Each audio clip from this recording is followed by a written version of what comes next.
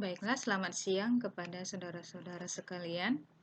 Hari ini saya akan mempresentasikan materi saya mengenai World of Government atau yang disingkat dengan WOG, di mana materi ini saya dapatkan ketika saya mengikuti pelatihan dasar CPNS tahun 2020, di mana pada saat itu video suara atau pengajar saya yaitu Dr. Hieronymus Godang, SPD, MSI.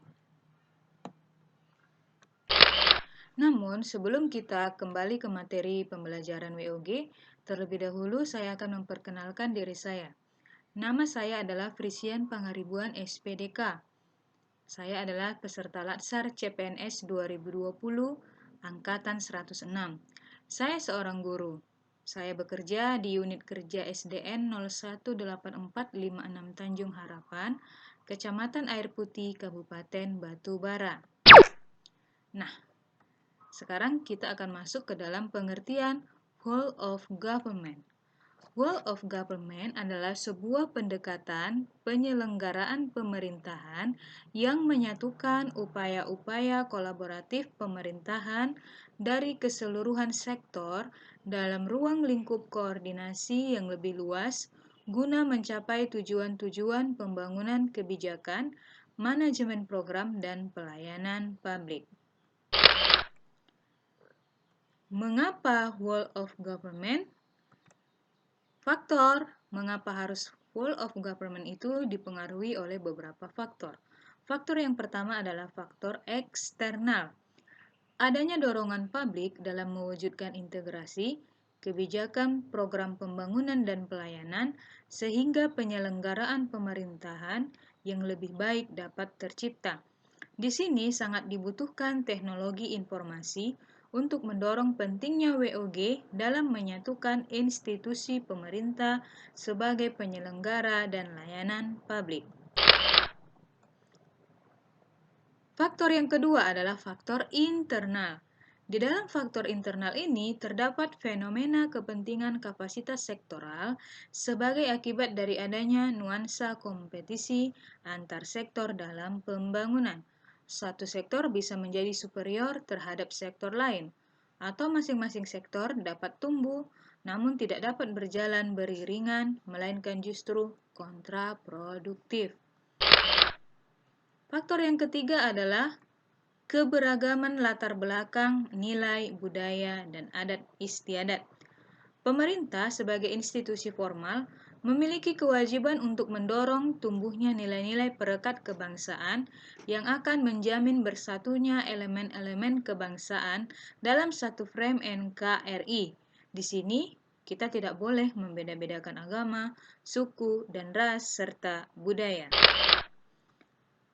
Nah, selanjutnya, apa sih tantangan dalam WOG?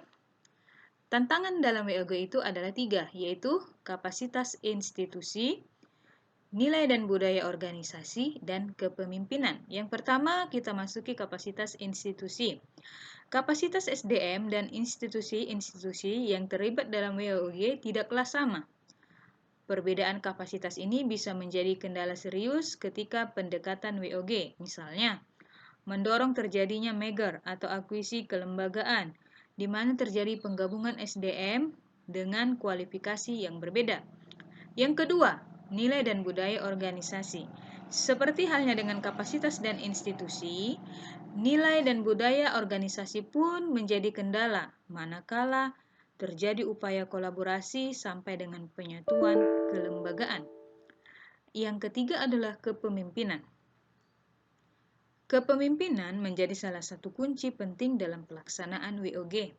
Kepemimpinan yang dibutuhkan adalah kepemimpinan yang mampu mengakomodasi perubahan nilai dan budaya organisasi, serta meramu SDM yang tersedia guna mencapai tujuan yang diharapkan.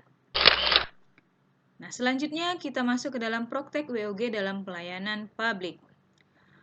Praktek WOG dalam pelayanan publik mencakup yang pertama, pelayanan yang bersifat administratif. Yang kedua, pelayanan jasa. Yang ketiga, pelayanan barang. Dan yang keempat adalah pelayanan regulatif. Nah, Dalam pelayanan yang bersifat administratif, pelayanan publik yang menghasilkan berbagai dokumen dan surat-surat resmi yang dibutuhkan oleh warga masyarakat.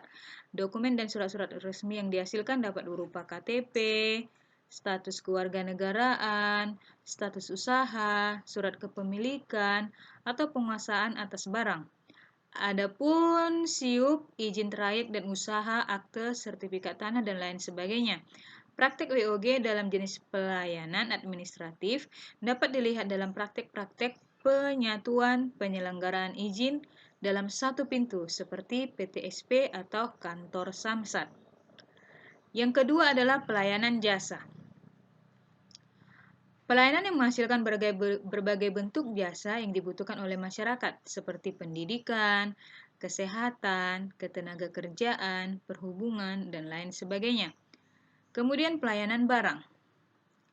Pelayanan yang menghasilkan jenis barang yang dibutuhkan oleh masyarakat seperti jalan, perumahan, jaringan, telepon dan listrik, air bersih, dan lain-lain. Yang keempat adalah pelayanan regulatif. Pelayanan melalui penegakan hukum dan peraturan perundang-undangan maupun kebijakan publik yang mengatur sendi-sendi kehidupan masyarakat. Nah, kita masuk ke dalam 5 pola pelayanan publik. 5 pola pelayanan publik ini yang pertama adalah pola pelayanan teknis fungsional. Pola pelayanan ini adalah pelayanan sektoral yang sifatnya hanya relevan antar satu sektor dengan sektor tertentu. WOG dapat dilakukan apabila pola pelayanan publik ini memiliki karakter atau keterkaitan yang sama. Yang kedua, pola pelayanan satu atap. Pola pelayanan yang dilakukan secara terpadu pada satu instansi pemerintah yang berkaitan sesuai dengan kewenangan masing-masing. Pola ini memudahkan masyarakat pengguna izin untuk mengurus permohonan perizinan. Yang kedua, pola pelayanan satu atap. Pola pelayanan satu atap ini diberikan secara tunggal oleh satuan unit kerja pemerintahan berdasarkan instansi pemerintah. Kemudian yang ketiga adalah pola pelayanan satu pintu. Pola pelayanan masyarakat yang diberikan secara tunggal oleh satu unit kerja pemerintah berdasarkan pelimpahan wewenang dari unit kerja pemerintah terkait lainnya yang berkaitan di WOG dilakukan secara utuh, manakala pelayanan publik disatukan dalam satu unit pelayanan saja dan rantai izin dipangkas menjadi satu. Kemudian pola pelayanan terpusat.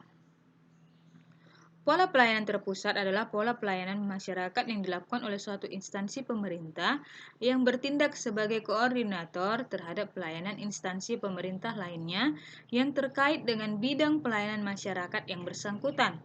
Pola ini mirip dengan pelayanan satu atap atau pelayanan satu pintu. Perbedaannya ya tergantung pada sejauh mana kewenangan koordinasi yang diberikan kepada koordinasi. Kemudian yang terakhir adalah pola pelayanan elektronik. Pola pelayanan elektronik adalah pola pelayanan yang paling maju dengan menggunakan teknologi informasi dan komunikasi yang merupakan otomasi dan otomasitasi pemberian layanan yang bersifat layanan atau online sehingga dapat menyesuaikan diri dengan keinginan dan kapasitas masyarakat pengguna. Nah, di sini saya akan menerangkan contoh penerapan WOG di sekolah saya. Yang pertama adalah melakukan pembelajaran daring dan luring. Dalam masa pandemi ini, guru tidak bisa melakukan tugasnya secara bertatap muka secara langsung kepada anak-anak didiknya. Maka dilakukanlah sebuah pembaharuan untuk tetap anak-anak dapat belajar. Salah satunya yaitu dengan memanfaatkan teknologi, yaitu metode pembelajaran daring dan luring. Daring artinya dari jaringan, di mana guru dapat tetap belajar dengan menggunakan HP Android, yaitu dengan aplikasi WA, Zoom, dan lain sebagainya. Di sini, guru terlebih dahulu membentuk kelompok WA, di mana di dalam kelompok WA itu terdaftarlah nomor-nomor anak didik. Di dalam WA, guru dapat menyampaikan tugas